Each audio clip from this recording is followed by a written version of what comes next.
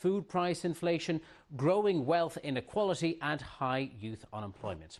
Let's have a look at some of the details now. India's economy is expected to have grown at an annual rate of 6.7% between January and March.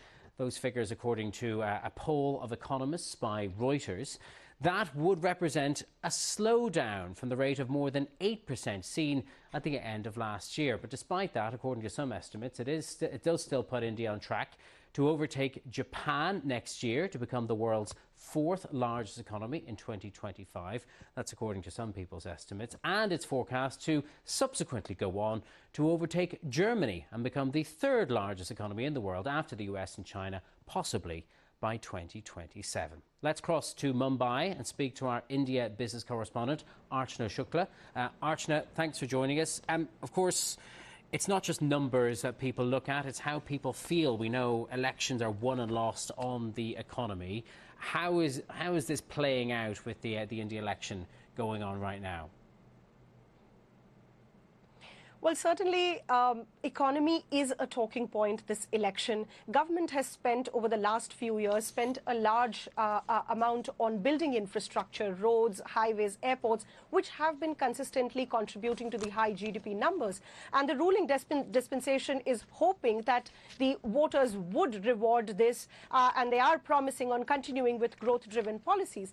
But most economists that we've spoken to and who've written about the Indian economy say that India will continue to grow between 6 and 6.5% this year, irrespective of the election results or who comes to power. There are certain sectors that will continue to deliver growth for the country.